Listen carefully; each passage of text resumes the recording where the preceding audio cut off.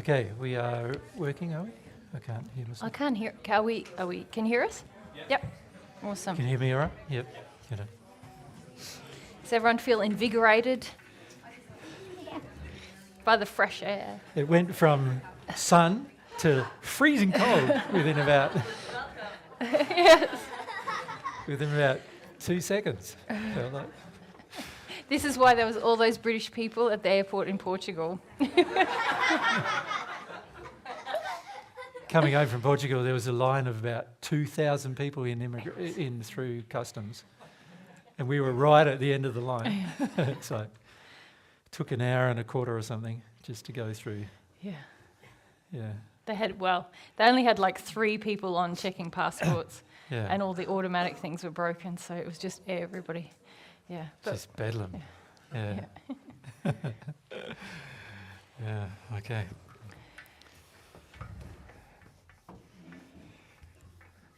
So everyone feels quite. What happens here in England is it normal to be quite? What's the word I'm looking for? Reserved? Reserved. Yes, reserved. Yes. All reserved. Yeah. I feel like Feel like getting you all up and doing star jumps. Something. Yes. So, come on, get into it. Yeah. Then I thought, we're going to have a fitness time or a spiritual one. I don't know. Yeah. Yeah. It's funny, isn't it? Different countries and the way things are in each country. We notice it a lot when we're travelling. How different countries sort of have a sort of different general sort of attitude. In Belgium, it was interesting because it was like everyone was very insular, like everyone going about their business but not looking at anybody else. Like not seeing what's around them, just going about their business, and everyone's sort of quite disconnected from each other and stuff. Yeah, every country's got different feelings. In Australia, if you ever go there, you'll find everyone's like laid back and doesn't really want to get anything done, really. But Don't get too excited. Don't get too excited about things. Yeah. All right. Who's next? Let's. Should we go, Anna? Thank you. Let's do Anna, and then we'll go straight back. Just got 2 questions. One of them's a clarification. Yep. You mentioned happiness earlier, which sounds nice. Yes. Is it true to say that from God's point of view, we have a moral obligation to be ourselves and a moral obligation to be happy? Yes. Which is interesting. Hey? It's like one of the things I recognised early in my own progress in this life was that I wasn't very happy and that I had a moral obligation to start attempting to strive for happiness. It's not something we often consider doing for ourselves, is it? And I also realised that if I was happy, then I'd be able to also help others be happy, So happiness is like sadness, I suppose. It's infectious. And happiness is more infectious than sadness, actually. So, yeah, it's a moral obligation to be happy. When I say moral obligation, what it means is that there are everything moral. So if we look at what we mean by moral, we're basically saying morally, we're saying that is God's definition. So it's God's definition, of which I'll shorten, definition of what is truth. So morally, there's things that are true and there's things that are false. So one moral truth is that God wants you to be happy, and in fact God created you to be happy, to experience happiness, but also to desire to strive for happiness as well. And you can understand why, because if a person doesn't strive for something, then they become very listless and also lacking in desire and motivation. So very important to strive for happiness, but most people on earth also are under the mistaken idea that the way to strive for happiness is to avoid all your sadness. And that's where we go very severely wrong, because your sadness is carried around inside your soul. And so you can strive for happiness while you're sad. It's going to be very hard, isn't it? You've got inside your soul, there's all this sadness. Nothing's coming out, nothing's being let out. And yet we're trying to get happy. The problem with that is if you strive for happiness while you're sad and you don't let the sadness out, you'll eventually enter addictions and eventually sin, striving for happiness, because you're going to be driven by the avoidance of your sadness. So God's designed a system where it's better if you feel and release your sadness so it's not with you anymore, which obviously makes a lot of logical sense.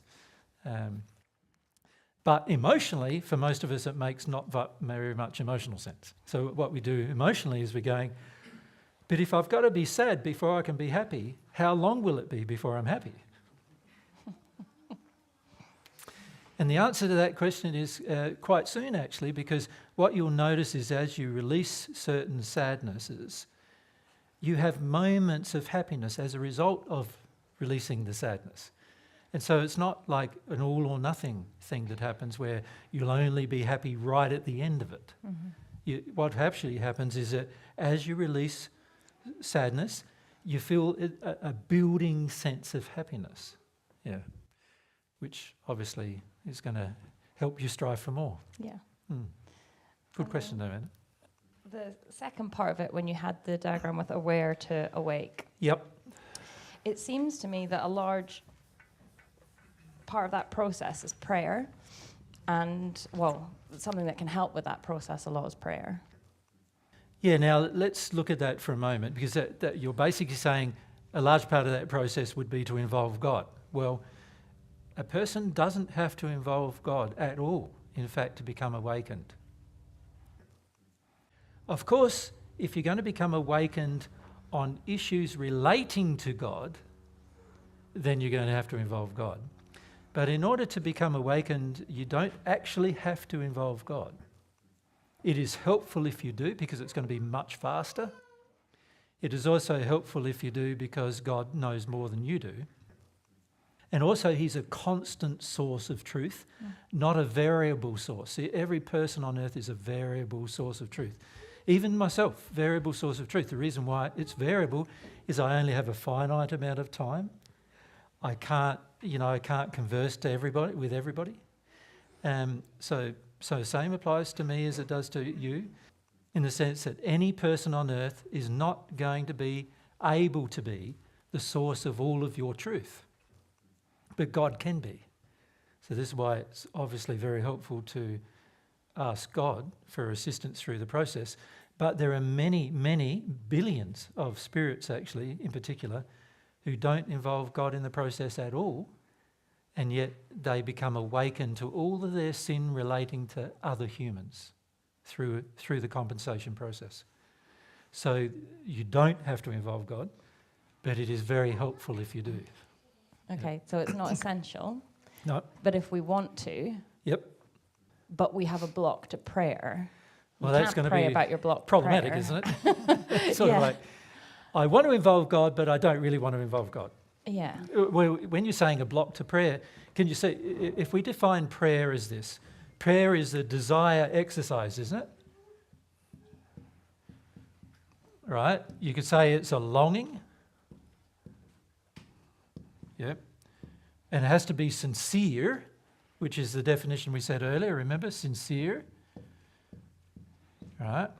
So imagine now,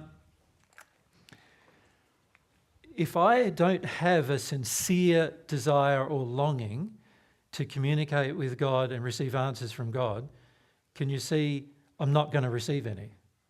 Just as simple as that. The law that allows our soul to receive things from God is all based around there being a longing that is sincere, in other words, a passion for what we want to know, and a sincerity in that passion. In other words, not because we want to avoid things, not because we want to get away with things, not because we want to be helped through everything, but rather we have a sincere desire just to know truth, for example, sincere desire to just experience love, for example. So that's a very different thing than doing it for a motivation that's insincere. Now, if the desire and longing is sincere, then that's classified as a prayer. In other words, that's a prayer that God hears. And God always responds to prayer. So if God hears a prayer, he's going to respond.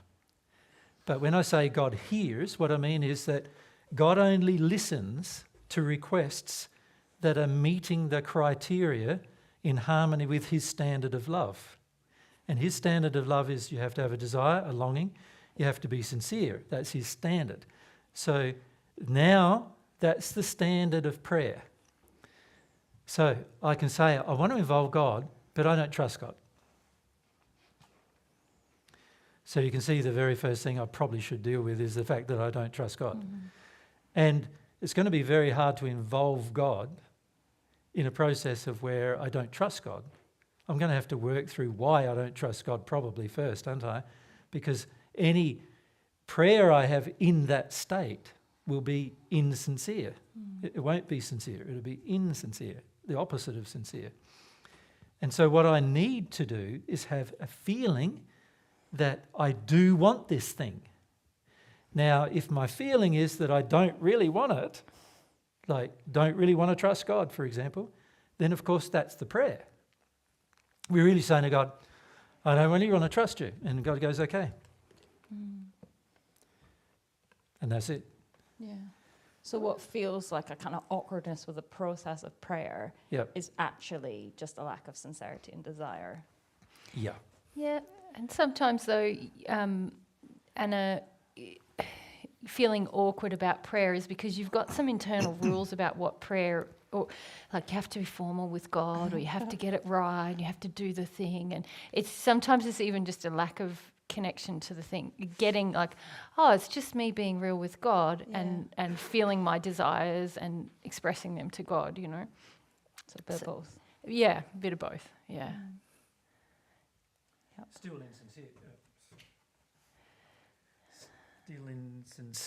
insincere though, isn't it? Like any little feeling you have that interrupts a longing that is passionate results in insincerity. Do you understand? Yeah. So it's sort of like if I have a feeling towards God that I don't really trust him, or I have a feeling that he's going to take me over, right? Have a feeling that he's going to boss me around. Have a feeling that he's going to be punishing of me. Have a feeling that he's going to be, he doesn't really care about me. Then all of those feelings will result in an insincere, like a longing. It does not exist under those circumstances. There's no desire in those circumstances, so naturally there is no prayer. So now I'm on my own. I'm doing it on my own. And obviously the very first groups of emotions that are worth dealing with are the emotions relating to my feelings about God. Because if I can deal with them, then I'm no longer alone dealing with everything else. But that being said, there are many, many billions of people historically in the spirit world who have done it all by themselves. So you can do it by yourself. And this is one of the things that God also wants us all to realise is that, we are self-responsible, powerful beings who are capable of using our will in a very strong manner towards a direction that's loving. We are also very capable of using it towards a direction that's unloving. And God goes, isn't that wonderful? Because I've created a being that is self-determining, that will determine that their own life will be determined largely by their own passions and desires and their own decisions. And your life, and this is where it's very important, is we notice that when we talk about emotion, and particularly emotion relating to childhood issues, childhood harm, we hear a lot of people who say to us things like, oh, because I was harmed in that's why I do this now. And it's not actually true. For the most part, we do the things we do now because we've decided to do them. Now, in some cases, we're deciding to do them to avoid the harm. That is true. But in many cases, we've decided to do them because we just want to be the opposite of what our parents were, or because we want to sin in our own way, or there's lots of reasons why we choose to do what we do and make the decisions we make, most of which are completely individual and also determined by myself, not anybody else. So a lot of people would like to believe that they are sort of innocent of any sin because other people influenced them to sin. But actually, if you truly analyse your life, you'll see that a lot of your sin is because you wanted to do it. You wanted to go down a certain road. And one of those roads was to not be sincere.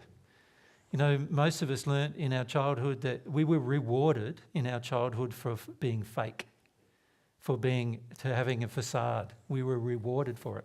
And so we then go through life going, if I'm fake, I'll get rewards. And we start acting in that manner in all of our life, just being fake here and fake there. Of course, from God's perspective, it's not God's standard of love. And so the prayer, whenever we even talk to God, a lot of times it's about, please help me avoid the pain I'm in. So you see this a lot where a lot of people start saying they want a relationship with God, and you look at the underlying reason why, and for the most part, it's very selfish. Mm-hmm.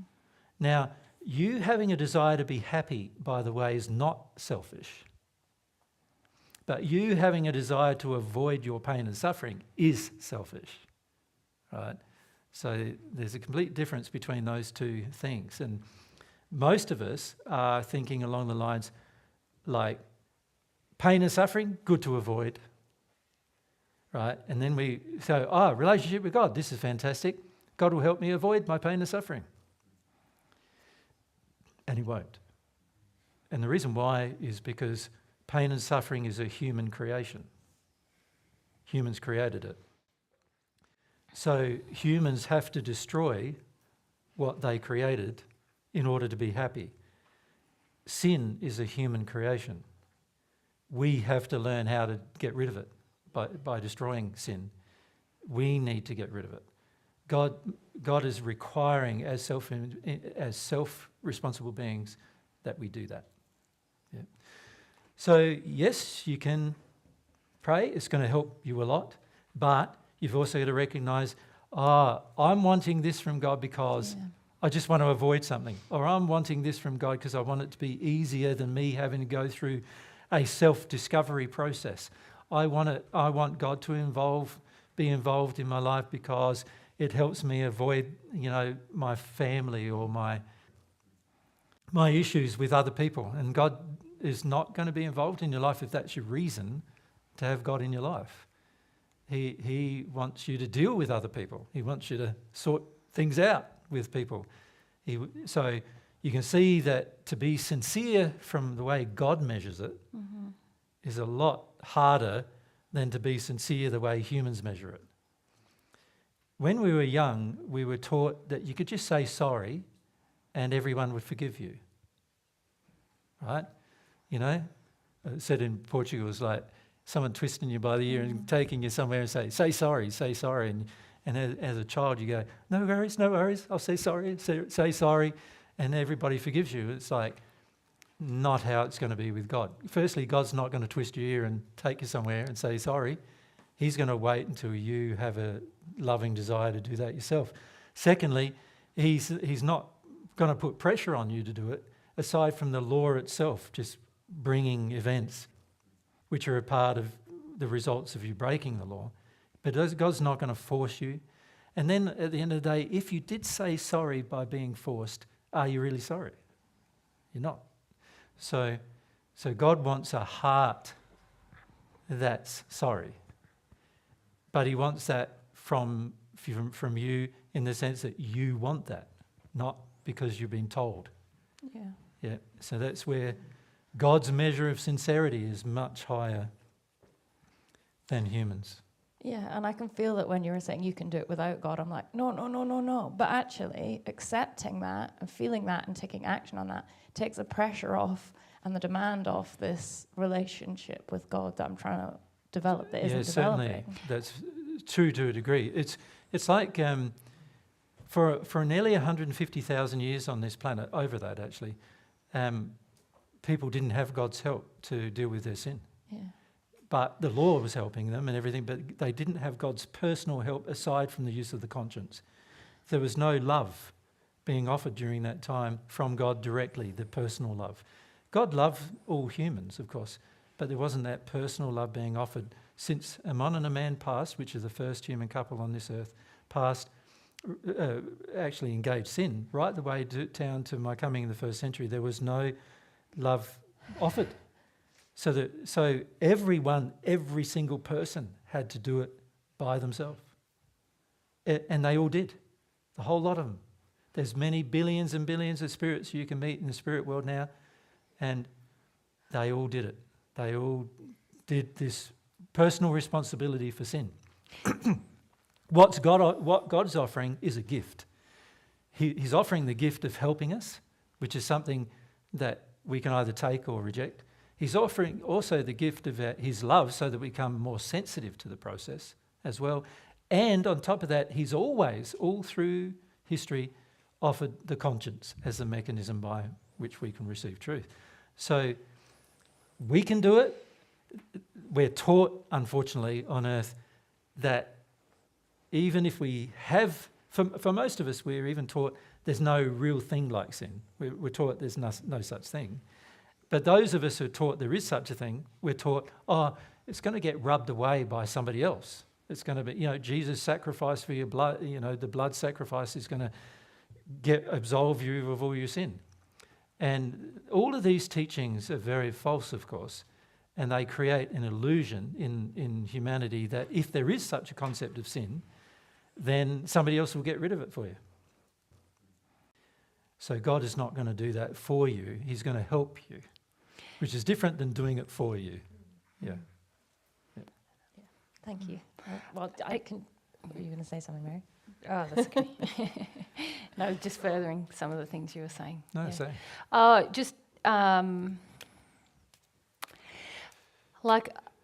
came to realise in my prayer that a lot of times I was coming to God with the feeling of like asking for love, but really I was asking for the removal of my emotional pain. And I came to realise that's not God's agenda. Yeah. God can't feel my feelings for me. That's part of the gift that God has given me, that my experience is my own, and that relationship with God is voluntary. It's not forced upon me, and that there'll be no... God's not going to take things away from me because God kind of wants me to understand that that's my responsibility. And so unless I'm willing to feel everything for myself, I can't really even feel that God's love is a gift. It's only when I have that understanding of the lesson of humility that all of my feelings are my own. No one else, God, Mum and Dad, Jesus, no one else is going to actually feel them for me. And that's part of my capacity and self-responsibility that I must develop. Only when I feel that, then do I feel God's love is a gift. And it is something that can educate me further by receiving it about more of my sin. And if I engage repentance, God can help me with the causes. But even to engage repentance, I must reach the point where I'm willing to feel everything myself, and I want to. So, it's interesting with prayer. Through praying more, I've realised, a lot of my prayer is so sinful because it's actually wanting God to alleviate some of my feelings rather than educate me. Or just to receive love. And even when I was asking for love, I realised, I just think love is going to be the solution to my hard feeling, and none of that's true. Yeah. Does that make sense? Yeah, it makes sense. Yeah. And I think if you got a feeling from your childhood of like, God, I had to do everything on my own, and it was so hard, and I had no help. And then all of a sudden, you're like, there's this incredible being, and you're like, great, sign me up. But you're bypassing the original pain. Yes. Correct. Yes, Yeah. that's right. Yeah. Yeah. So really Yeah. helpful. Thanks, Yeah. guys. Yeah. Yeah. Yeah, and perhaps we should mention at this point what God's love does for you as well if you do receive it. It's because it's important to understand that, to understand the mechanism that happens as a result of receiving love. So as we've already pointed out, to have a feeling that you would like or desire to have God's love in your heart, you have to develop obviously a sincere longing or desire to receive it. And that's because God gave you, as Mary pointed out, the gift of free will, right? Which says you're allowed to stop something or do it. You're allowed to make decisions. You're allowed to have, and your free will is very much based on your soul. And remember we said earlier that the soul, one of its primary functions is emotional, right? So the expression of your free will is actually mostly emotional, right? Your intellect is just responding a lot of times to the emotion. So a lot of the use of your free will revolves around how free you are, how loving your emotions are versus how unloving your emotions are. If you have unloving emotions, then you will exercise your free will generally in an unloving way. And if you have loving emotions, you will generally exercise your free will in a loving way. Yeah? So it's all about the expression of your free will. So firstly, God's teaching you your free will, the will that God gave you, the capacity to make choices, decisions, and all of those things. That will is driven by your emotional condition. Right? It's a very important thing to understand. So once we know that that's true, the free will is driven by our emotional condition, then obviously we need to have some sensitivity to emotion in order to engage our free will properly. Otherwise, we're just sort of like robots going, I have to do this, I'll do that, I have to do this, I'll do that, rather than being, I want to do this, I want to do that. Right? So the emotion will start driving us. Now, if the emotion drives us towards receiving God's love, then of course the emotion develops into, you could call it a passionate desire,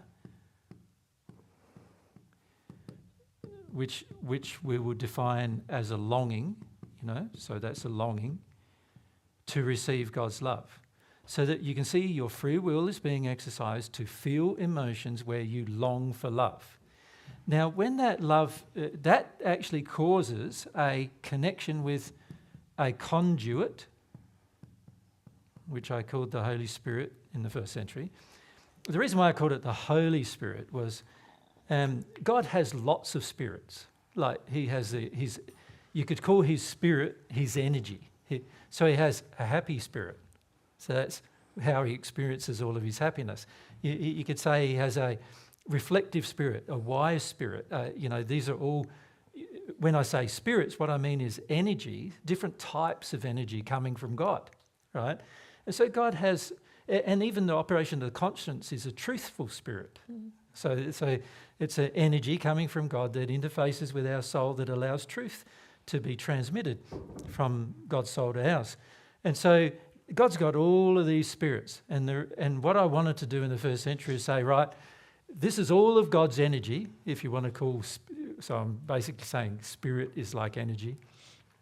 This is all God's energies, of which, by the way, he has an infinite number of, right? And there's all of these energies, but there's a special energy which is just used for the transmission of his love to the human soul. And so that's why I called it the Holy One, the best one, if you like, the most, you could say, the most precious one, right? Because it's the energy that God has and the connection that establishes this connection that allows God's love, which is very transformative to the human, to actually change the human into a new creature. So it's a very precious form of energy, the Holy Spirit. And that Holy Spirit is activated by passionate, desirous longing. So now that it's activated, now God's love can flow into the human soul.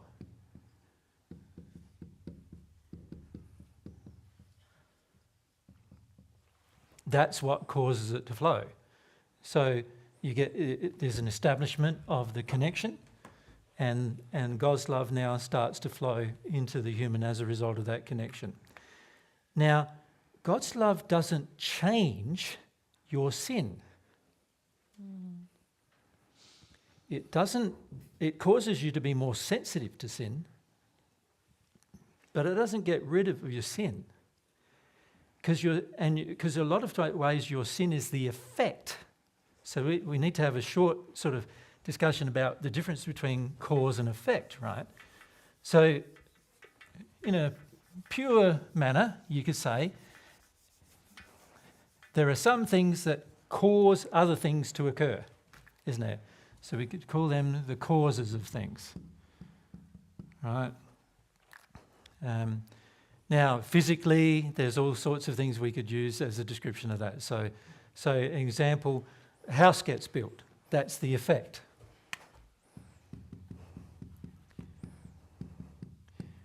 What caused it?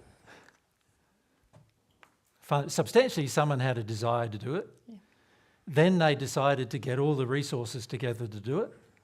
Then they decided they have to use those resources in such a manner that you can make a house rather than a tent, or a car, or a mess, right? They had to put all the resources together in such a way. So there had to be planning, design. So you could say all of those things are the causes, and then the effect was house got built.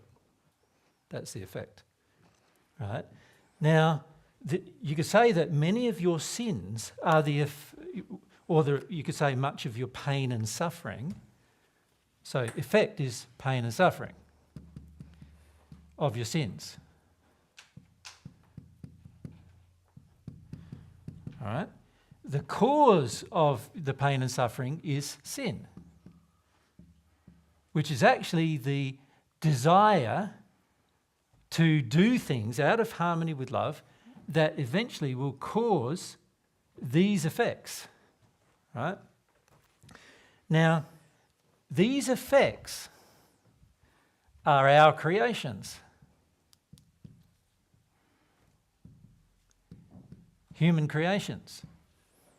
And they are created by another cause, which is also a human creation. Right? Our desire to live out of harmony with the law, which is the cause, which is the primary cause of sin, actually. So you could say, in a way, sin has effects and causes, both of which were created by humans, not by God. By humans disobeying the law or desiring to disobey the law, the effect is pain and suffering, but the effect that's caused by the desire to engage things out of harmony with law, right, which is sin. So you can see that the sin itself can't be erased by God, right? We need to take responsibility for erasing it. But when we receive love, there's an interesting thing that happens, and that is the reasons why we wanted to sin. So remember, the sin is the human creation. The desire of why we were motivated to sin, God can address, right?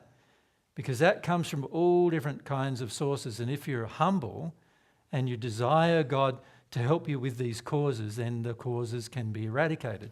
So the beauty of driving the cause of sin is the desire to sin, obviously. But underlying that desire to sin, there are reasons why we choose to take actions that are out of harmony with love. And when you receive some of God's love, you become more sensitive to them. You become open to getting rid of them. You desire to get rid of them. And that puts you into a place called repentance. In a state of repentance, the cause of the sin, God's love can help eradicate, So now the reason why you wanted to do the thing can be addressed, not the thing itself. So the sin is the thing itself that you do out of harmony with the law. The reason why you did it can be now addressed by God's love entering the soul. So the beauty of also involving God is that you get this additional help where instead of having to work on the causes for centuries, you can actually ask for that love, and that love as it comes will start addressing the causes without you having to deal with those causes yourself. But in order for this to happen, you have to have an awakening that the cause exists. So in other words, I can't be repentant for something I don't know anything about. I've got to know about it. I've got to be awakened to it in order to repent for it. And this is where most people get tripped up when it comes to receiving God's love. They sort of want a magical pill that just says, take the pill, everything's cured. Right? Rather than going, I have to first work out what I need cured before I can sincerely ask God for love to address that thing. That means I have to have had an awakening before I can ask God about the thing. Now, the awakening process, as we mentioned, is right from awareness all the way through many steps until the point where we know what we're asking about. Yeah. That's the thing that most people don't want to do. They want God to just magically go abracadabra, like whatever, and boom, and poof, and bang, you're done, and it's all sorted, right? You're some magical, fancy thing, and in fact, there's many people really attracted to that concept. So the Christian abracadabra is Jesus' blood. Does that make sense? Yeah. In their philosophy, Jesus' blood is the magical thing, that all you got to do is believe in Jesus' blood and saving you, and bang, you're saved, and then you don't have to deal with your sin. Imagine if that was actually true. That would mean that you would not have to be aware of any of your sins at all. Now, if you're not aware of any way in which you sin, there's a high likelihood you're going to do it again, even if the sin's gone, right? If you're not aware. You need to become aware in order to not do something again. So it makes no logical sense to believe in that belief. And of course, it's not true. But we want to believe it, In some New Age philosophy, reincarnation is the solution. So what's that saying? If you don't rub out your sin from last time, you got another chance to rub it out this time.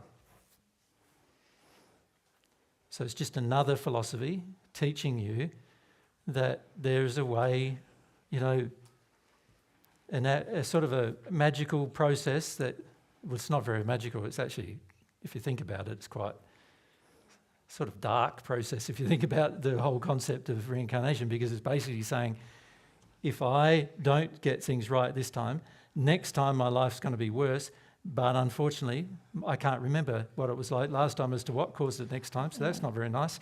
And so, it gets very confusing very fast if you go along that line. It's a very unloving belief, obviously, but again, people would like to believe that I've got the life I've got right now because I'm getting either rewarded or punished for something I did in the past.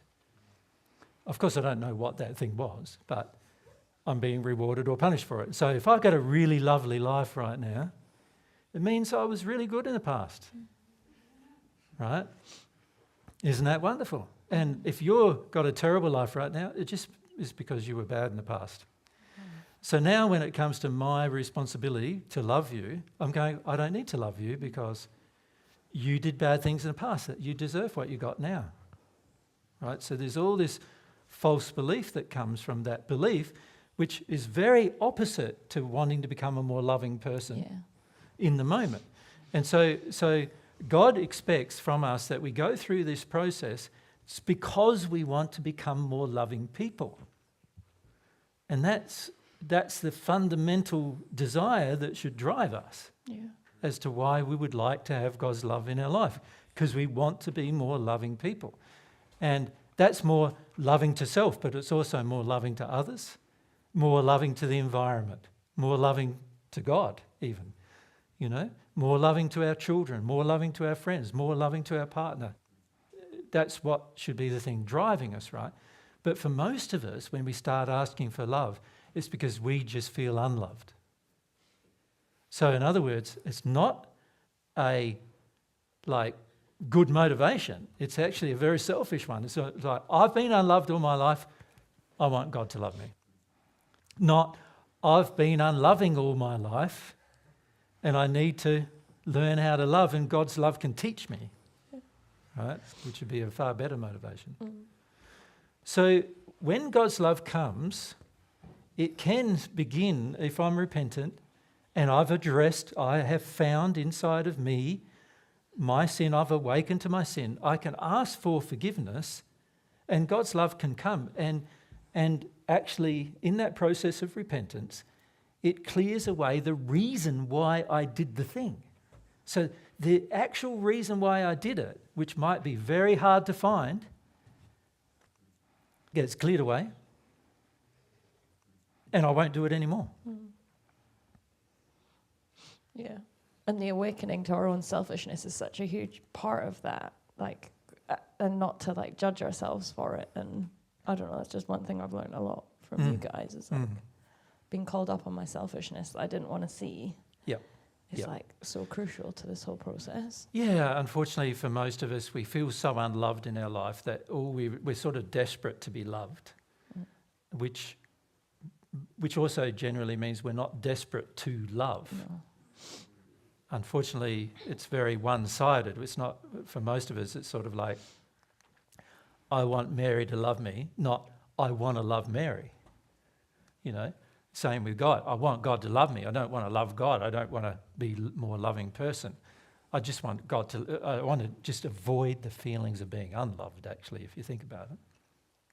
So if the purpose of us receiving God's love is to avoid being unloved, given the fact of what we learned about the soul, and it's emotional and everything, and God designed it that way, can you see it's against even the design of the soul for God to respond? So naturally God doesn't. So what we see is that a lot of people are not receiving love because they're avoiding the feelings of being unloved, and they want God to make those feelings go away. And of course that's avoiding emotion, which is actually a selfish act. Yeah. So very important to bear that in mind. But if you can remember this process, and then you can remember, okay, the beauty of this process is God's love, if I'm repentant, which means I have to become awakened to the sin. If I'm awakened to my sin and I feel like I want it to be corrected, now God's love sort of can reach in your soul and take away the reason why you sinned in that particular way. So you have to acknowledge the sin and understand the sin, and to a large degree also you'll start to understand why you did it even in that place. But in terms of dealing with why, God's love can deal with why and remove it. That's the beauty of the divine love process, like receiving God's love, because the people who don't do that have to take the sin out of themselves by themselves, which people have done, but it takes many years generally to do. Yeah. Of course, God designed you to be perfect, so he didn't put sin in there in the first place. That only came in through human desires, being out of harmony with God's laws. So we can all do it, but it's just whether how much, do you want help to do it, or to my mind, it's far better getting help to do it than it is to just do it all by yourself, and then you still, after you've done it all yourself, you still won't have a relationship with God anyway. So, and the relationship with God brings many, many other blessings other than just sin. Because remember, when you progress, so if you think about your sin is a temporary condition, right? So remember, we've drawn before the spheres of the spirit world. 1, 2. these are all different gradients, you could call them, aren't they, of love. And, you know, the time when you become at one with God in love is the transition into the 8th sphere. You can see that all of these places are different sort of gradients of love, right? So these are all God's definition of love. You can't enter the 2nd sphere unless you accept God's definition of love that's in the 2nd sphere. And if you can't enter the 3rd unless you accept God's definition of love that's in the 3rd sphere. And by the way, all the spheres below the 6th, so from 5 down, were all created by humans. God created the potentiality of them existing, but not the reality of them. Humans, by lowering their condition of love, created those spheres. They're areas of the spirit world, and every earth, there's 7 earths, and every earth has this gradient system of different areas or dimensional spaces that exist based on how much love you have. So every one of them has the same design. So every one of them, the perfect natural man arrives here. So when you conceive a child, that's where it arrives, there. And when the child is born, generally it's here or here, because it's already absorbing the parents' and society's sin. But it's still much better than where Earth is, because Earth is actually here, halfway up the 1st sphere. That's where most places on Earth actually exist, in terms of the spheres of love, like in terms of the gradient of love. So it's really like quite hellish condition on Earth, because the 1st sphere contains the hells. And this is why we've got bad problems on Earth, because our condition of love is not good. So when you look at this, if you can get God's help to deal with the reason why you sin, as long as you recognize what you're awakened to why you sin yourself, then God's love can help you deal with the reason why you sin in that particular way, right? But if you can't see that you're sinning in a particular way, there's nothing to sincerely pray about. There's nothing you can talk with God about, because you don't know that you're even sinning yet, right? And so this is why it's very important to understand the process of receiving God's love and what it does. Now, when you receive the love, now you can start, you can see that the reason why we might be, say, in the 1st sphere condition might be, there will be because I sinned, obviously that's the primary reason, right? But the cause of why I sinned, the reason behind why I sinned, I may not know. But a person who has to progress without God's love, they have to know what that cause was, and they have to correct it, and they have to repair it as well. They have to do those things. A person who receives some of God's love, you will actually, through the process, firstly you have to awaken, so you have to know how you sinned. But then what happens is you receive some of God's love, and not only does the love cause you to get rid of the reason why you sinned, but also it helps you take the proper corrective and repairing actions, because you're now sensitive to what you need to do, right? So it helps you do a lot of things that would otherwise not be, you'd have to work out yourself to do otherwise. Yeah. Jay, I think where you were headed was, Yep. because you were talking. I was headed somewhere. You were. I knew where you were going. Yeah. You were talking about longing for God's love to try and alleviate our pain. Yeah. And I believe the point you were going to make is, not only does that not work, but once you reach the 7th sphere and enter the 8th sphere, you no longer have any pain, but you're still longing for God's love. Because remember, every sphere below the 6th, we should say, means you are sinning against humans in some way or another.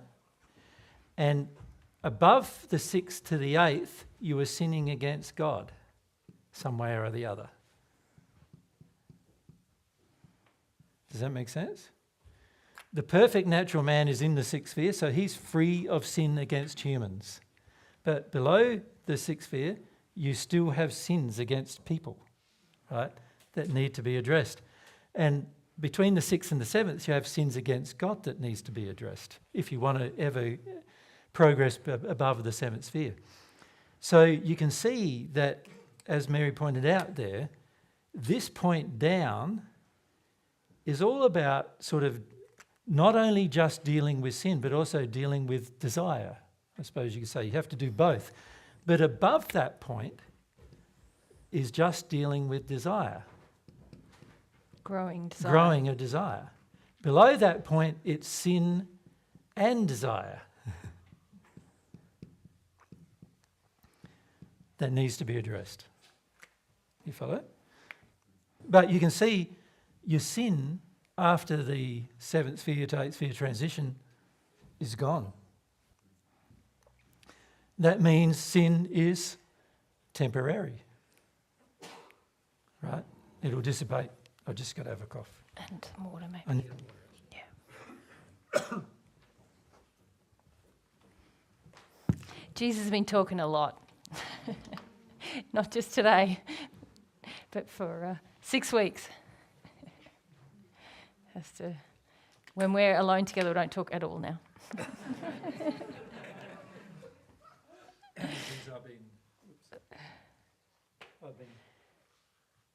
I've been talking for sometimes 3 or 4 days, and then Mary and I will talk together for 3 or 4 days. Yeah. Sort And of like- sometimes we catch up with people and then you talk some more and there's a lot of talking. Yeah.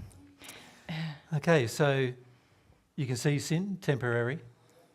And this is a very good thing to know, right, that sin is temporary, because dealing with it means that it's only a short-term proposition, which is a good thing to know, right? Yeah. It's getting started with the awakening that feels like the hardest part sometimes. It is the hardest part. Yeah. The hardest part is the awakening. Yeah. Yeah. Yep. So we're going to go back with the mic. Yep. Over there. To Emily, is it? Yep. No, next to Emily it was first. Oh, next, yep. And then we'll go to Emily, if that's all right. Well, you did answer. Could you Hold the just mic put up the to your mic chin. Oh, there, like there. that? Just on Yeah, your chin, that's that's it. Okay.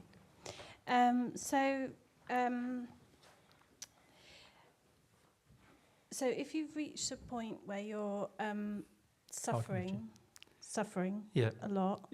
Don't be afraid to touch the mic on your chin. Touch your chin. Yeah, Okay. yeah. So if you reach the point where you're in a state of suffering Yep. and you're still not aware of the sin that's causing it. Yep. So What do you do? What do you do? Is that what you're asking? Yeah. Yeah. A very good question, actually, because let's look at like how suffering comes about, shall we? So you're talking now about mostly physical suffering? Yes. Yep. Say you've got a particular suffering. Yep, yep. So a particular body problem, Yeah. particular thing happening that causes you physical distress, Yes. that kind of thing? Yeah. Yep. And And what? And what? it's constant. And it's constant, yep. Shall I tell you what it is? Join the club. I've had many constant things that have gone on for years and years and years. So this is a common thing. We need to understand why it comes about, right? So Yeah. to undo a problem, you need to understand how it got created. Yeah. Makes sense, doesn't it? So let's look at the soul. So you've got your half of the soul, male attraction too, I think. Yeah. Is it? I Yep. think so. Okay. So this is you. Here's your two bodies. Spirit body, physical body. When sinful emotions exist in the soul, and remember the sin can come not only from you, but it also can come from your forefathers, can't it?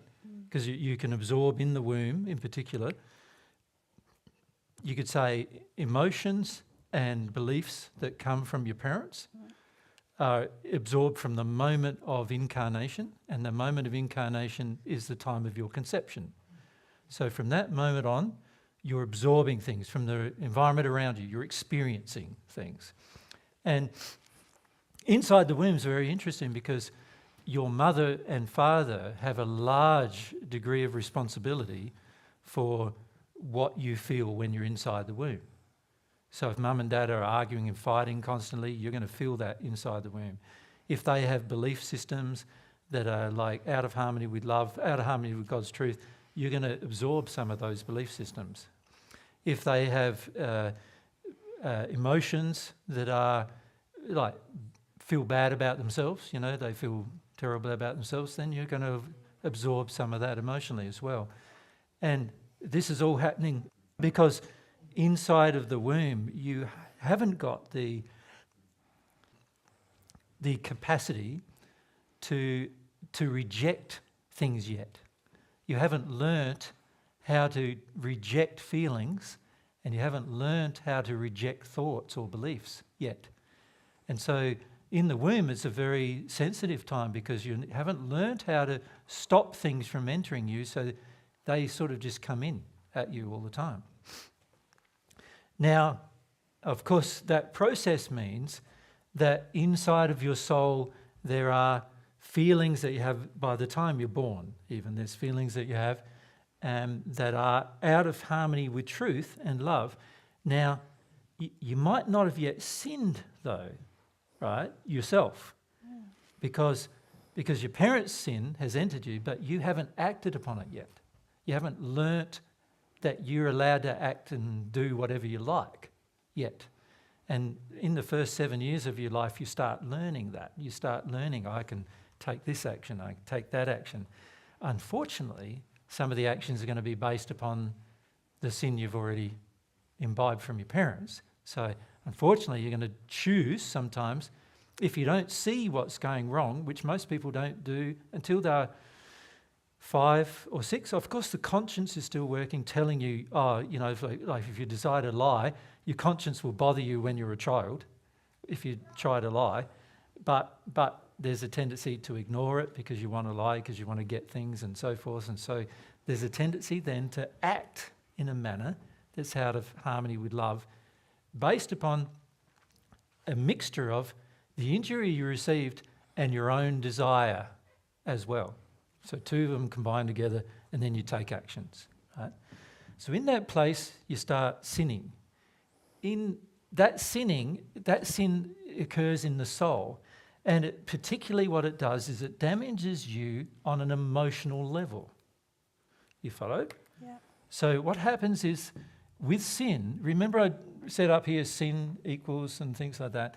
If you look at what sin is doing, sin is emotion entering you as emotion out of harmony with love. Should we just call it unloving emotion? But what I mean by that is that it's out of harmony with God's love, that emotion that now exists in your feeling state, and that exists in your soul. Now, sin causes it, the sins of others cause it, and your own decisions cause it. There's a lot of different reasons why it's there, right?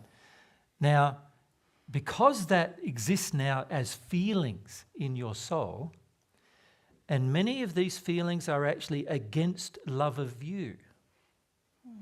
And then there's feelings that are against love of others. So you could say there's two types of feelings in a way. There's ones that refer to your love of others,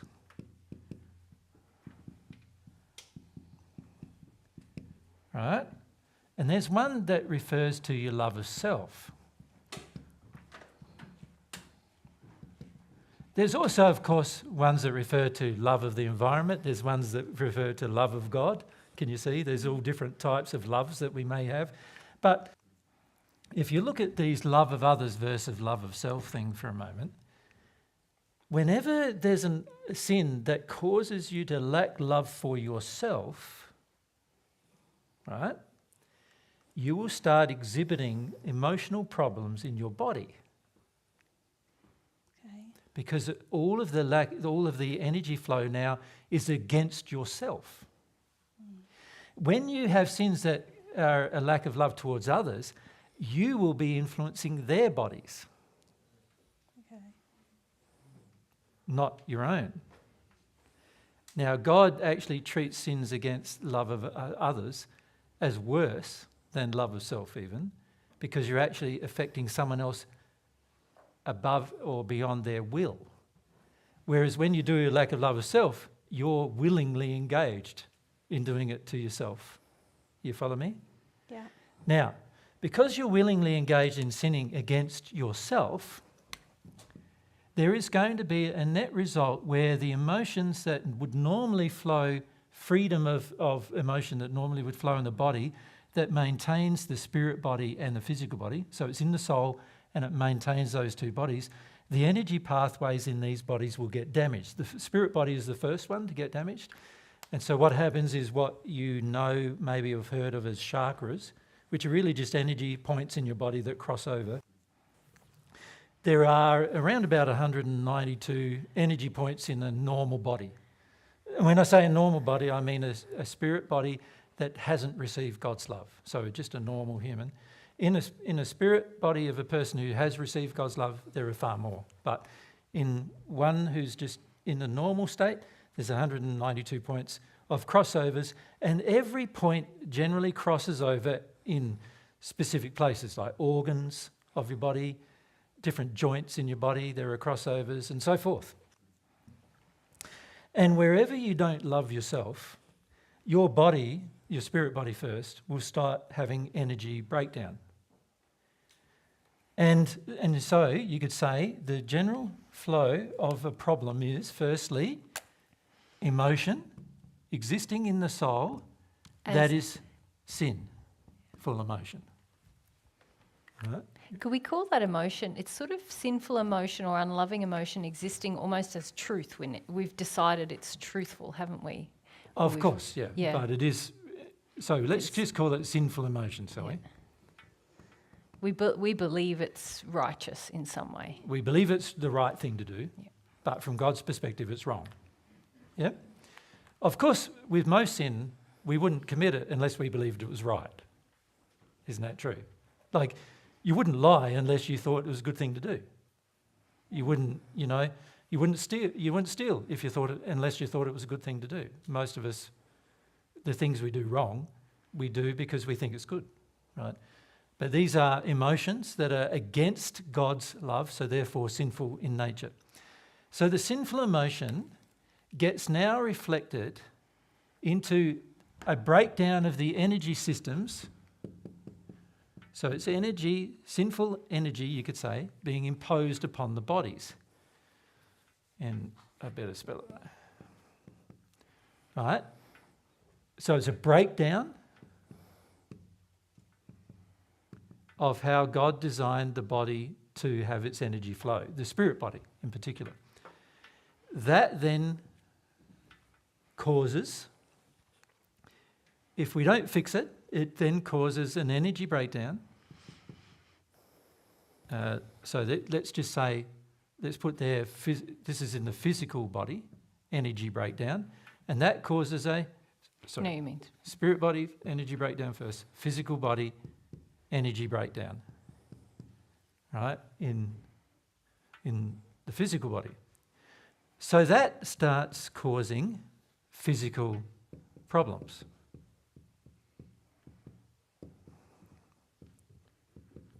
It starts with pain, right?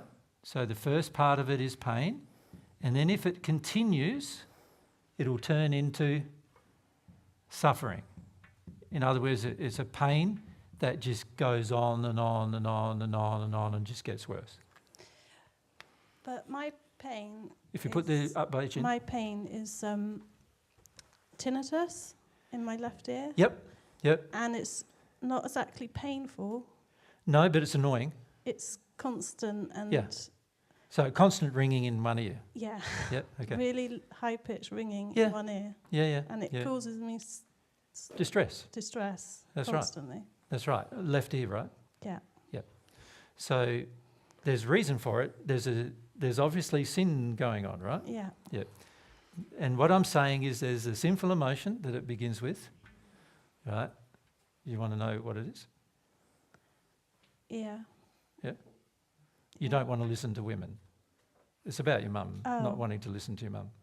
Oh, okay. Yeah, okay. Yeah, she is annoying. Yeah, she's annoying, right? Yeah, but you feel you have to listen to her, right? Yeah. Yeah, so you keep putting yourself in a position where you are listening to her Yeah. and you really don't want to listen to her, right? You follow? It's that simple. It's very simple, yeah. But hard to get rid of the emotion sometimes, right? Okay, so that then causes down this causes a effect in your spirit body where you're not wanting to hear women, and so this blocks up this area on your left side, your side of the body that affects all your hearing starts to be affected. And because it's a sin, you're not actually addressing your mother and saying you don't want to listen to her anymore and you're not going to have a relationship with her anymore while she's still berating you and putting you down and all these other things, right? And because it's you feel you're wrong if you do all of that, but actually you'd be right to do all of that, but you feel you're wrong. So you're believing the sin is righteous. You think it's right to just put up with this constant stuff coming from your mum, right? As an act of sort of loving her. Right. Yeah, in order for something to get to a physical issue, you have to have no awareness or awakening to the sin emotionally. Okay. Yeah. Otherwise, it wouldn't manifest into a physical issue. So that says to me, you're not seeing that it's actually wrong to not have an argument with your mum. You think not having an argument with your mum and just putting up with her until she passes is a good thing. And it's not a good thing. Not for her or for you, actually. Right? You need to have an argument with her and say, Mum, tired of this whole berating thing that goes on, this constant annoying process that goes on. And the problem with this particular problem is you're also attracting some spirits, women spirits, who like to berate you as well, right? Because you haven't dealt with your mum. So you're also attracting them. And you don't want to hear them, so all you hear instead is this constant whining that goes on in your ear, but not intelligible, right? Because it's just annoying all the time. And you're not feeling your annoyance about it or your frustration with women about it, and particularly with your mum and women like her, right? So there's a spirit body energy breakdown that occurs. The energy in your spirit body in this area, it gets affected. And then as that gets affected, you now have a physical problem coming. Initially, it's just an energy problem, which then gets worse and worse and worse until it turns into a physical symptom. So by the time you've got a physical symptom, there's already a lot that's been denied. Yeah. That makes sense to you? Yeah. Yep. So it starts with that sinful emotion, which is, I've got to keep listening to women that I don't want to listen to, which is really about not wanting to listen to mum, right, because she's annoying. So that then turns into the breakdown of your spirit. You're actually controlling your own spirit body in a way to try to turn off your hearing towards women, right? So it's a purposeful action taken because you don't want to deal with your mum in a more proactive manner. You don't want to have a fight with her, an argument with her. You don't want her to go, I don't want you in my life anymore, right? Because you feel you still need her. And so you're not going to have the conversation or the disagreement. So now you're going to have to shut yourself down. Remember I said any love of self issue is going to cause an issue in your own body. So you're prepared to shut down your own hearing rather than have an argument with your mother. Yeah, I am. Yeah. Yeah. That's the cause of the problem. Now, you can see the sin is that you really, if you're honest, if you were truthful, you would need to have the disagreement with your mother. You'd need to go, Mum, you're overbearing, you're always at me, or, I'm sick of listening to you. It's really annoying being in your company. And unless you change this, Mum, I don't want a bar of you. I don't want you in my life. I don't want to put up with you. I don't want to be around you at all. Can you see that might trigger other feelings you have, right, of guilt and all sorts of other things? Yeah. But that's what needs to happen if you want to cure this particular problem. So what you end up doing in that state, and because it's aimed at a lack of love of self, there is going to be pain and suffering in your body, not in hers. Yeah. Right? She's going to feel like fine. Her hearing's fine, right? Yeah. Yeah. Yours hearing is not fine. right? So you can see that when we lack love of self and we're unwilling to act in harmony with what love of self demands, then we are going to affect our own bodies. And therefore we'll have a breakdown of our own bodies in some way or another, to the point where either they're constantly annoying and eventually can turn into pain and suffering and even death. Like a person who has cancer dies from it, oftentimes, right? And that's an example of an sort of extreme example, that a person would rather die than deal with what they're giving out to others.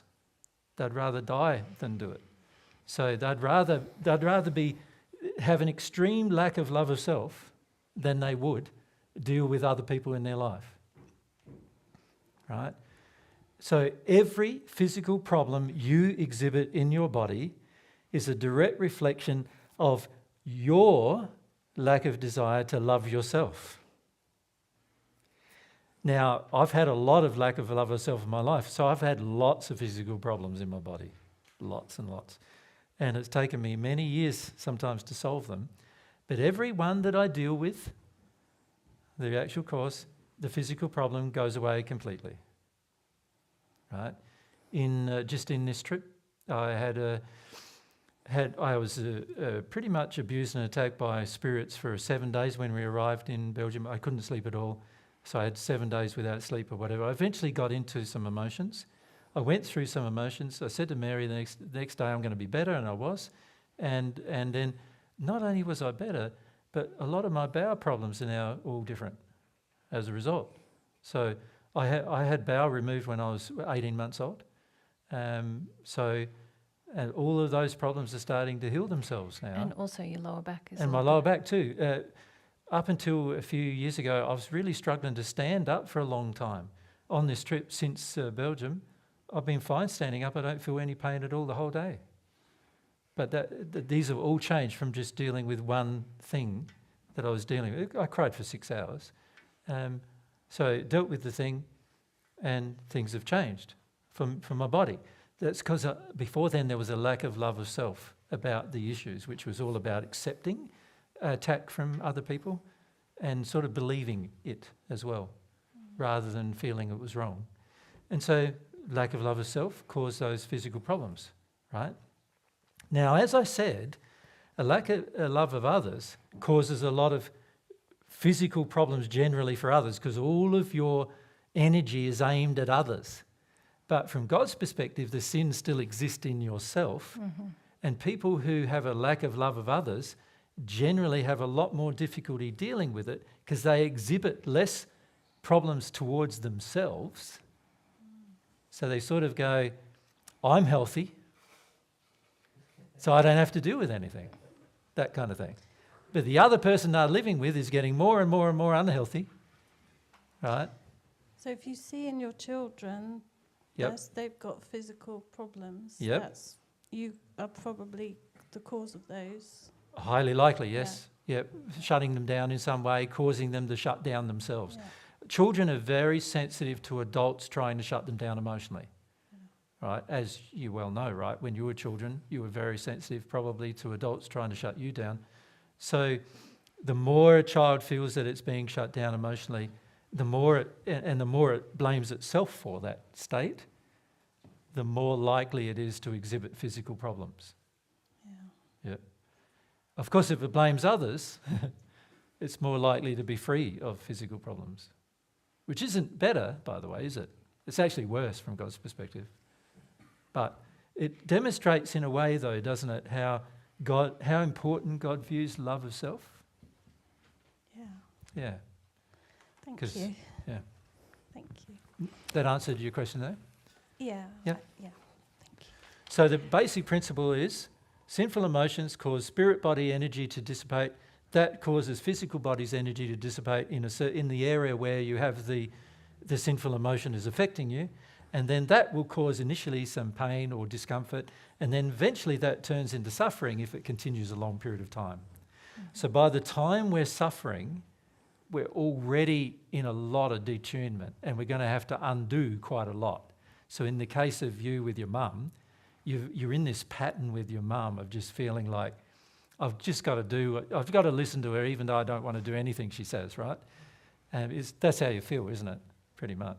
And so it's sort of like, oh, I've got to put up with her, got to put up with her. If I love her, I've got to put up with her and all this kind of stuff. But it's not true. And use the mic. I feel like she is the only person who loves me. Yeah, not true.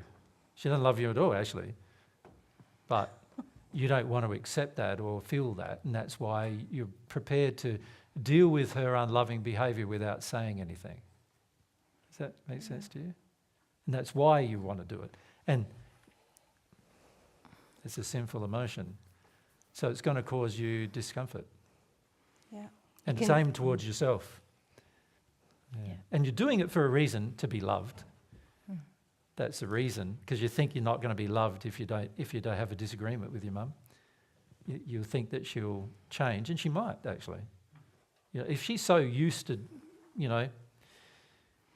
being critical and like telling you what to do and just being generally bossy in your life, and she's very used to it, of course when you stop her from doing it, she's going to be pretty upset.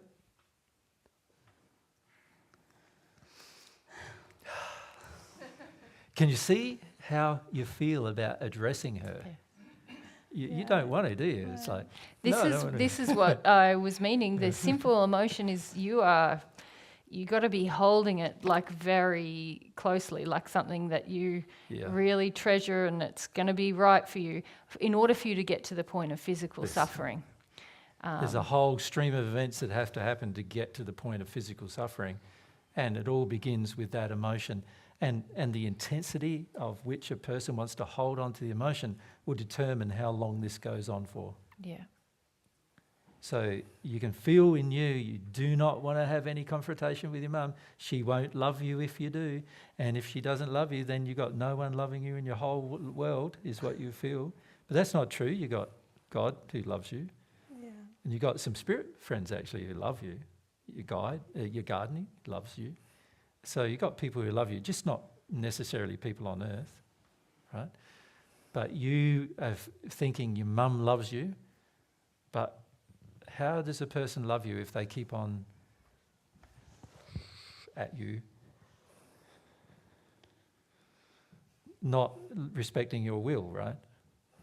So that's not... there's a lot of things I don't do because of fear of her disapproval. I'd like to take my kids out of school, but I can't imagine that she'd have a meltdown. Yeah, you do a lot of things because of her disapproval. Yeah, which is the reason why you don't want to really hear her anymore, but you still feel like you have to do the things, right? Yeah.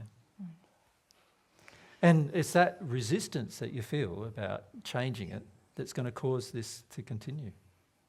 And get even worse. And get potentially even worse, yeah. Yeah. Yep. Yeah. Yep. Yeah, my father has the same problem, but in the same ear actually, left ear. He doesn't like listening to women. It's quite a common problem. It's a very common problem. Yeah. You can see why though, right? Because most of us don't want to address issues with other people. We'd rather just put up with whatever we have to listen to from them without actually addressing them and having a conflict.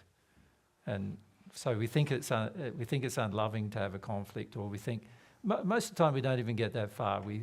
We feel that if we have a conflict, then they won't care for us in the future. They won't love us in the future. The reality is, from God's perspective, they're not loving us right now. Yeah. If I have to have a conflict with Mary in order to resolve an issue of love, then that means she didn't love me right now. Does that make sense? And Mary has to raise issues with me that with regard to love, then it means I wasn't loving her right now, right? So obviously our resistance to dealing with anything is often because we just don't want to feel the unloved emotion. Mm-hmm. We just don't want to feel that. Yeah. Could I start with that before I confront her? Sorry, you. Could I start with feeling the unloved before I would have a... Yeah, it's not going to work that way. You've already done that for how many years?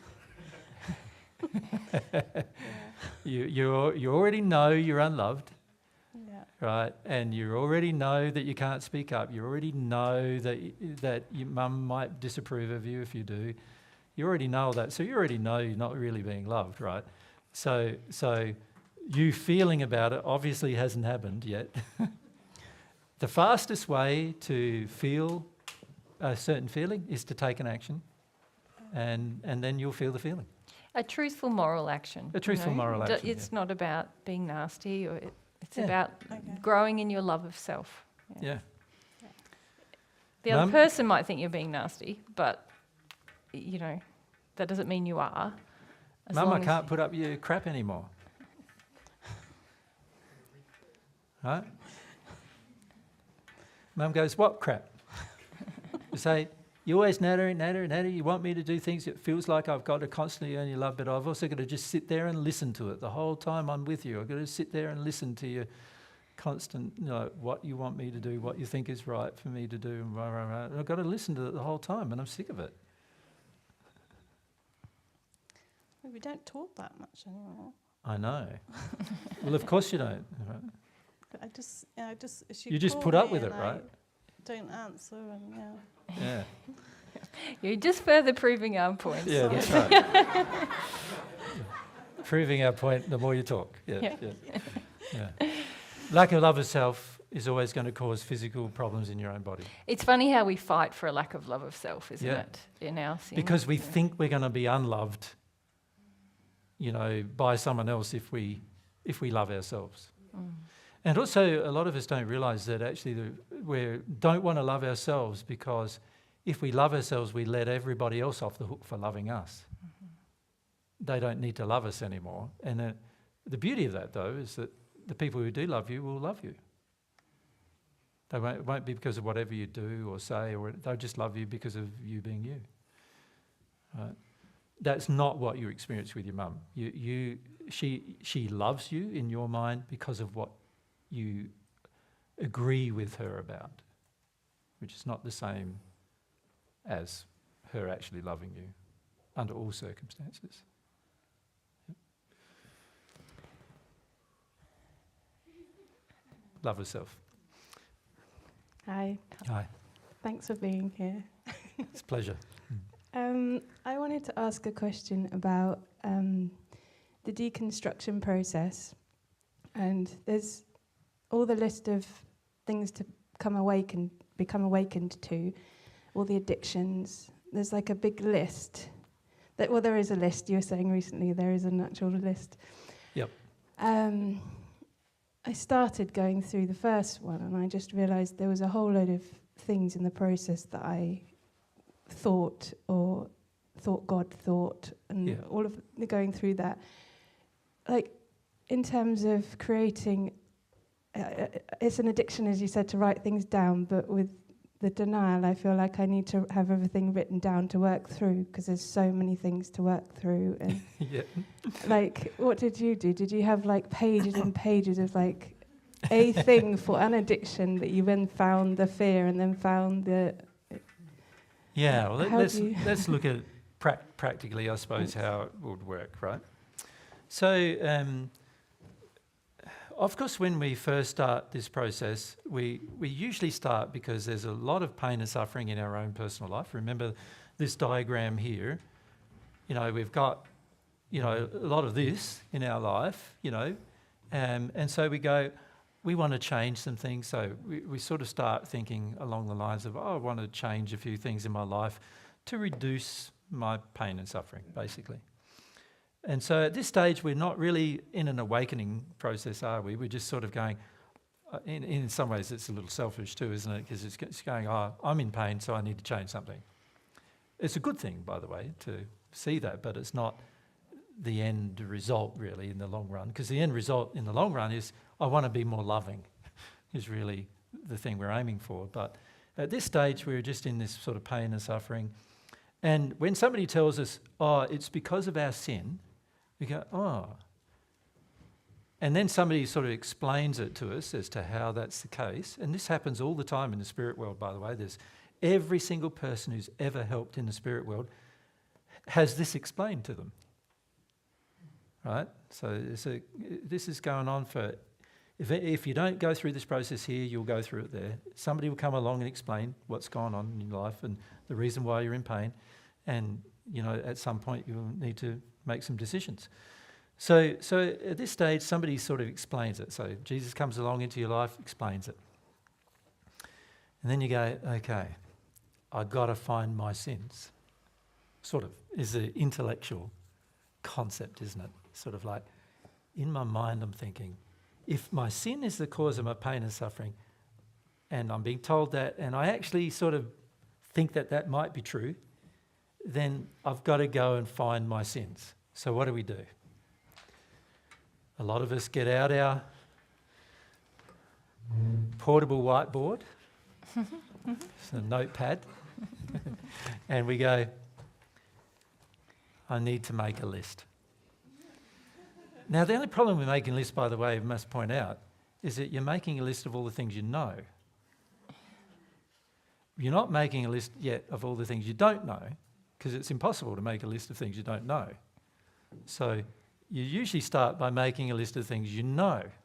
So I know that I didn't treat my hubby that good, so I sinned against my hubby, so husband.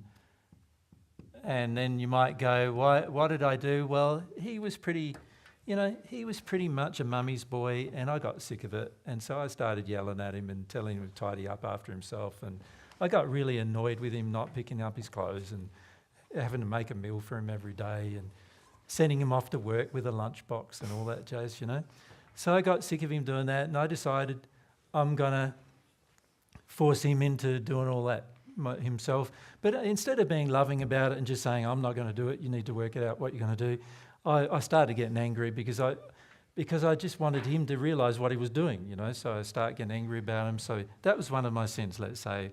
I started getting really angry with my husband, right? There we go.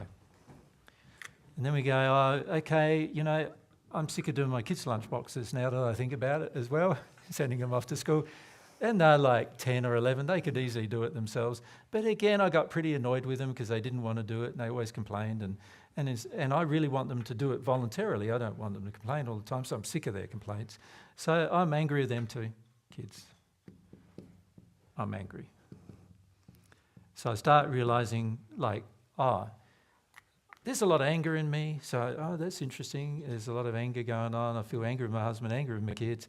Feeling pretty annoyed with life generally. I don't get to do much of what I want. So number 3, I've decided I'm going to go off to the spa and get my nails done and get my feet massaged. Right. And this is because I'm loving myself and that I'm sick of them, that they're not doing anything for me. I'm going to do some things for myself instead.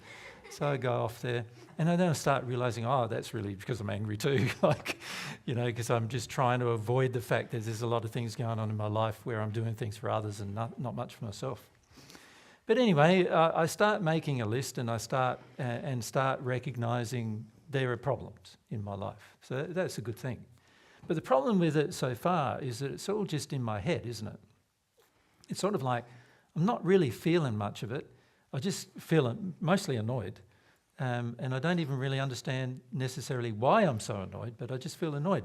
Like when I was in my teens about having a husband and children, I was quite happy about the idea. And I was quite happy about the idea of sending him off to work with a lunchbox and sending my kids off to school with a lunchbox. I was quite happy about it then. But now, 20 years or 15 years later, now that I'm actually in the situation for 15 years, I'm going, this isn't very nice at all. Like, to me, in particular, it's not very nice. So I'm starting to recognise that actually there must be other things going wrong in my life as well, not just the fact that I'm angry with my husband, but I must be angry for reasons, right? There must be reasons going on. And a lot of this is really about lack of love of self, right, so far in this list, where I'm not loving myself by doing these things for other people. And because for a start, I don't want to do them. And the reality is you're not loving other people either if you just don't want to do something, but you continue doing it. Like you're not loving them either. So you start seeing that you're quite upset and angry. So you start making a list. You get out your notebook and you go, here's one, here's another one, here's another one, here's another one. 5 pages later, still making a list. You know? Now, I did do that at the beginning. That's exactly what I did. So I got to about 20 pages of stuff. And I'm going, that's a lot of sin, right? That's a lot of sin. And I'm going, what in the hell do I do about all of this, right? It's sort of like, it's like shocking when you start looking at it properly and you start worrying, and then you got to add worry to your list because you start doing that as well. Fear about dealing with it, so you add that to your list as well. And it's sort of like, now you got 25 pages and it's still going on. And it's all just like very overwhelming at this stage, intellectually. It's even intellectually overwhelming, isn't it? But, wow, it's like, so how does that, now that, you could say that's the start of my awareness. Can you see that? So you could say, by making these lists of all the things that are happening, I am starting to choose to become aware. My awareness is beginning in my mind, intellectually. So that's not a bad thing, by the way, because before then I was completely unaware in every sense. Now I'm at least got some awareness. But what most of us do then is very interesting. What we do then, after we've made this sort of list that we become aware of, is that we start trying to act differently. So what we try to do is we go, I'm really angry about sending my hubby off to work with a lunchbox every day because it means I've got to get up when he gets up, and if he gets up at 4, I'm get up at 4, and I've got to prepare the meal as well. But it's his lunch, so he probably should do it. But I'm saying to myself, but I've got to do it because a good wife does that, and and also I don't go to work, so I feel a bit of guilt that I don't go to work, so I want to do it for him because he goes to work for both of us, and so I get myself a bit tied up with the whole thing, and what I end up doing is I end up going, well, all I need to do here is change some actions on my part to make it easier on me. So one way we do that is buy some pre-prepared meals and just say, shove it in the mic when you get to work, in the microwave. Or we might say, to our children, I'm not preparing your lunches anymore, here's £10. Go and get your lunches every day. So that's alleviated you from the feeling without addressing much at all. You've taken action, but no feelings change. I was going to say, but also my partner works from home and I homeschool my child, so they don't go away. And right. Does that get annoying? Yeah. Yeah, of course. So here we are, we're in this state where we're trying to take a different action, but actually my feelings haven't changed very much, and all I'm really doing is alleviating the result of my previous action by taking a new action. But the underlying emotional reason why I took the action I took is still not addressed, and the underlying reason why I feel about it is still not addressed. So now I'm taking action, thinking I'm doing the right thing and changing, but I'm actually not changing. In my heart, my emotions are still the same. Now, if your focus of making a list is to access the emotions, then the list is purposeful. But if your reason for making a list is because you just want to change your behaviour, then this list is not going to help you. You follow? Yeah. If my focus of my list is to find the emotional reason why I do something, it has a good purpose. If the reason why I'm making a list is just to change my physical behaviour, Or to self-punish. Then this list is not working. It's not going to work for me. Yep. I'll need to do something in addition. Now, frequently, what we want to do is make a list, change our behaviour, and why do we do that? Why do we make a list? So we feel bad about what we do or what's happening in our life, so we make a list of what's bad in our life, and then we choose to change our behaviour. Why do we do that? So why do we choose to change our behaviour using our mind rather than it be a natural process of growth where we remove emotional reasons why we behave the way we do? There's got to be something going on emotionally, isn't there, where we're very uncomfortable with dealing with the emotions. Oh, it's an avoidance, isn't it? Oftentimes an avoidance, yes. Yeah. It's oftentimes the avoidance of the actual emotion. And so what we do is we make the list. So here, let's say, this is a very rudimentary list, of course. If there's only 3 problems in your life, then you're doing pretty good, I think. But anyway. So you make the list, and then you go, okay, my husband, I'm angry about making his meals, so I'm going to just stop making meals. Stop making meals.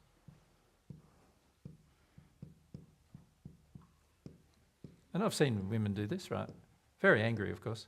Stop making meals. Problem solved.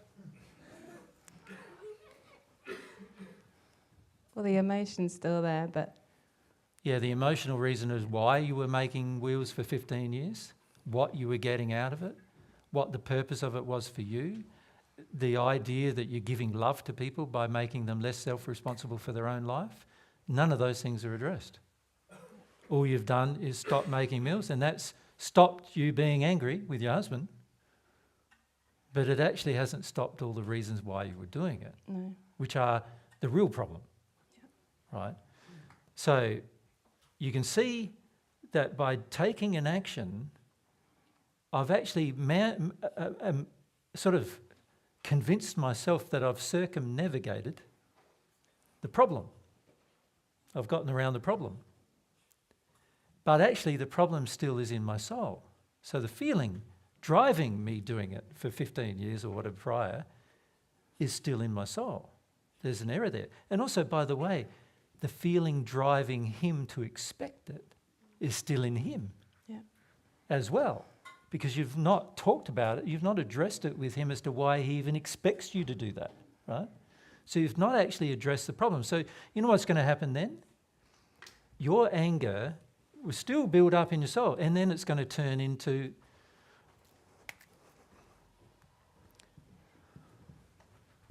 stop talking to him. Stop having sex with him. Right?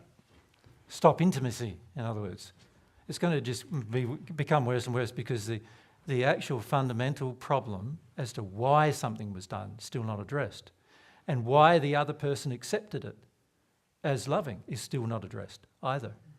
And the problem with doing that is you end up shutting yourself down more and more and more to avoid problems, with the net result being eventually it will be leave him. Won't it?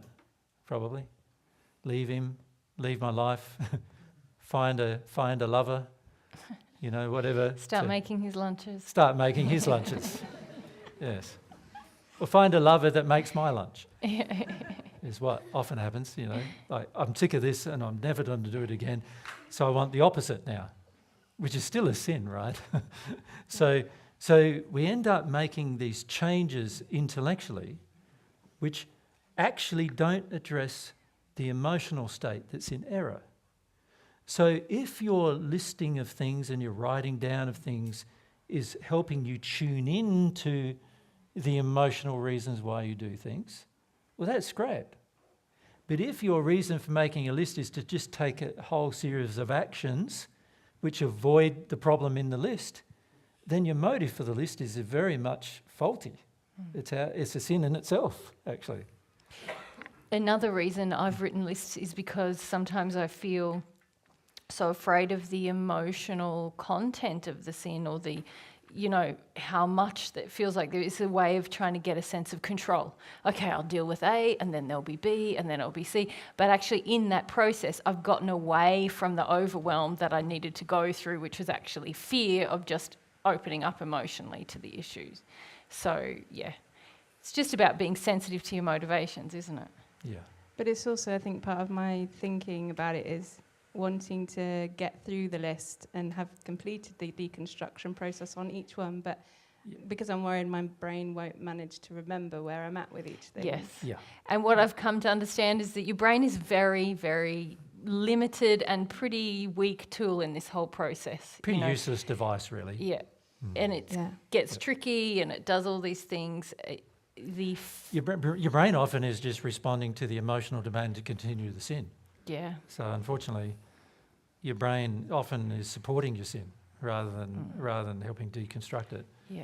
Yeah. The only way to deconstruct sin is because all sin is emotional. You have to go through emotions. Yeah. And this is what most people do by making a list to avoid the emotional process. And there's a deep sense often of frustration about the emotional process. Like, how do I find the emotion? Well, this is going to require some sincere longing on your part to find them. In the first century I said to everyone, seek the truth will set you free. But you have to seek it.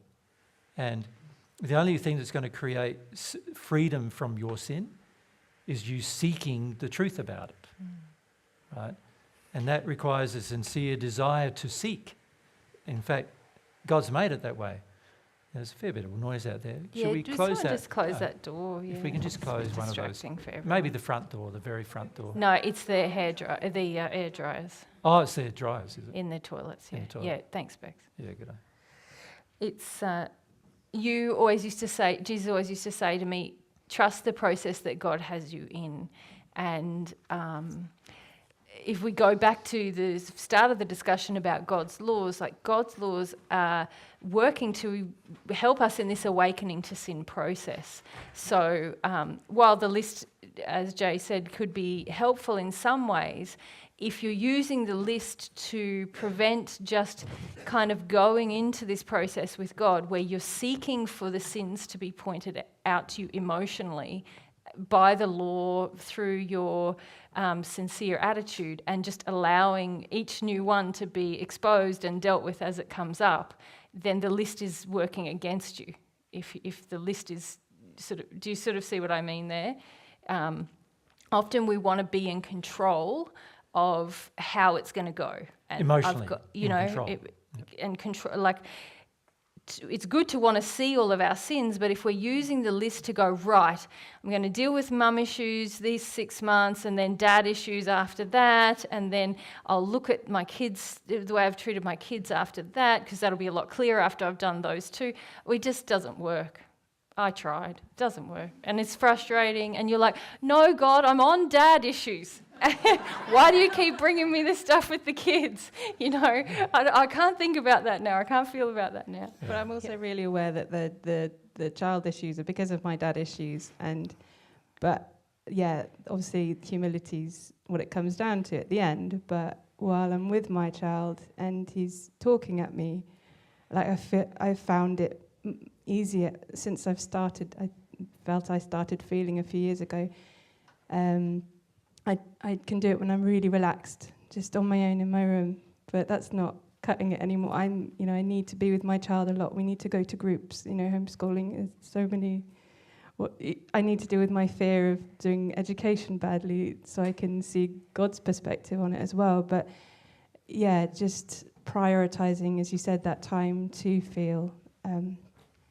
But doing it with other people is something I really haven't got to. Well, there's a lot. There's a lot involved with doing it with other people because you there's embarrassment and shame and other things that happened in your childhood. Where you were ashamed when you cried, or made to feel embarrassed when you cried, or made to feel embarrassed about having any emotion for the most part. There's a lot of reasons why. My face looks quite gormless as well. Whenever my partner sort of sees my face relaxing and I'm feeling, he's like, "Are you all right?" And I'm like, But again, it's dealing with that shame of how I look to others and approval. But if you can just go back for a moment, the desire to feel, the true desire to feel, will drive you into a state of feeling. Not in an unloving, driven manner, but it would lead you there. And I think we need to also, perhaps for the last few minutes, because it's near the end of our day, let's just, just a few things I would like to say about God's process that he's got you through. And this applies to all of his children. So it's a very loving process that God has us going through. And if I can just say what it is. Firstly, God is trying to share to you via the conscience truth. So if you think, so the conscience is a part of your soul, so I'll just draw it as a complete soul. God's trying to share via the conscience truth with you. That's to help you. It's to help you become happier. When God can't share information by the conscience, he's also attempting to provide information to other souls who can share information with you. The first one of those is a guardian.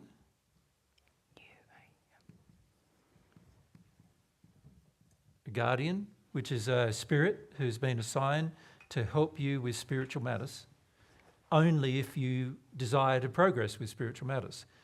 And it also has a guide that God's trying to help you with truth. And the guide's general thing is to try to protect you. So he's trying to help you with things like if your relationship is potentially going to bring you harm, then your guide's going to be trying to share information with you about that as well, show you where that's happening, right? Then God also created a whole heap of laws, right? The law of attraction in particular, and the law of cause and effect, to help you come to terms with what's going on for you. So that attracts events, and you will be faced with those events in order to help you deal with problems. So if you think about it, the law is already exposing to you your next thing you need to deal with. If you're emotionally sensitive, you'll know straight away what that is, right? Now, anything that develops into a physical problem, as we've already seen, is indicative of a denied thing way, way back emotionally, right? So every physical problem you have is an attraction to help you see something's going on emotional. But you've got all of these methods, and then on top of that, God is trying to influence people on earth, so other souls on earth who are face to face with you to talk with you so you can be helped with some of your problems. So God's got all of these things going on all the time with every one of us, and how much influence that has upon us, it depends upon our openness to that influence. And that means it's dependent upon our sensitivity to the influence. The more aware we become, the more sensitive we become to the influence. So we start seeing, there's an indication, another problem, there's an indication, another issue, there's an indication, another issue. And of course, this is happening with all of the laws at any one time, but the thing that's going to have the most bearing on you is also the most intense attraction.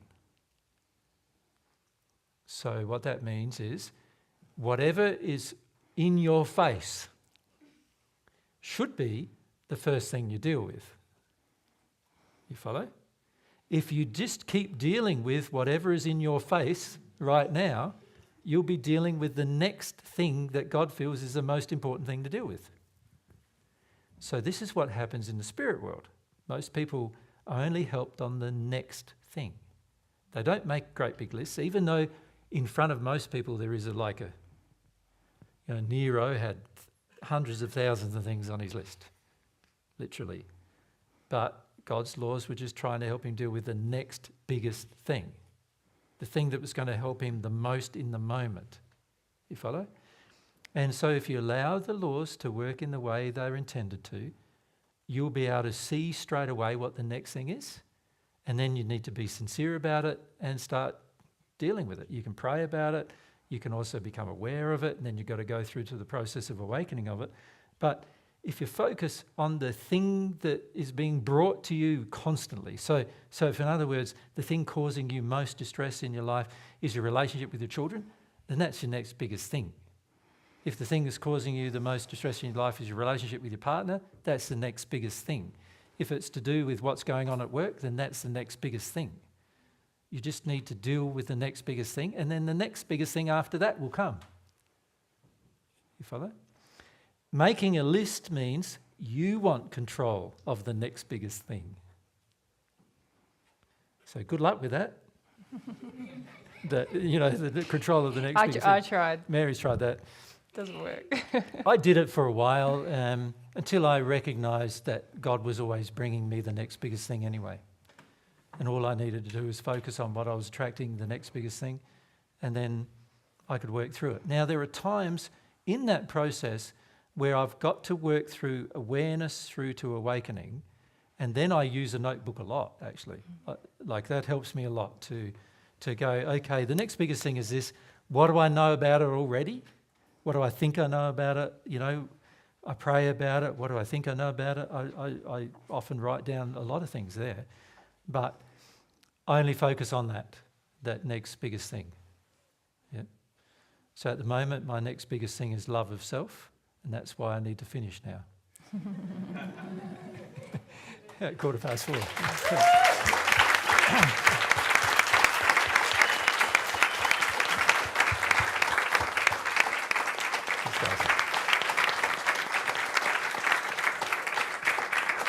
Now, just one heads up about tomorrow. We're going to start again at 11 o'clock, but we're going to introduce one additional topic to the conversation, and that is the spirit influence that's under with regard to sin. So we're going to introduce that to it, and what we may start to do tomorrow is start to do a little bit of channeling, trying to see how spirits are influencing some of the sins as well. Does that make sense? So that way we get a more rounded view of the influences that are upon us, both on a physical level, but also on a spiritual level, on our spirit body and our physical body as a result of that. So that's what we want to do tomorrow. And so we'll catch up with you guys at 10ish, 11ish, sorry. We'll probably open up about 10ish tomorrow. Yep. Mary and I will need to do a few things now to do our normal routine. We've got a bit of a routine now as to what we have to do with our recordings and all those kind of things. And so we'll do that now. So we probably won't be able to catch up with you personally now. But with regard to tomorrow, I was just thinking there's part of the day where those of you who are not coming to Dammaham might want to ask some other types of questions late in the afternoon. And we also probably want to share with you a bit about our future plans. So we might just allocate maybe a half an hour at the end of the day tomorrow just to answer some of those questions for those of you who will not be here next week. Who will be here? Who will be here next? Who won't be? Who won't be? Who won't be here next week? Yeah, quite a few. So, Yeah. yeah.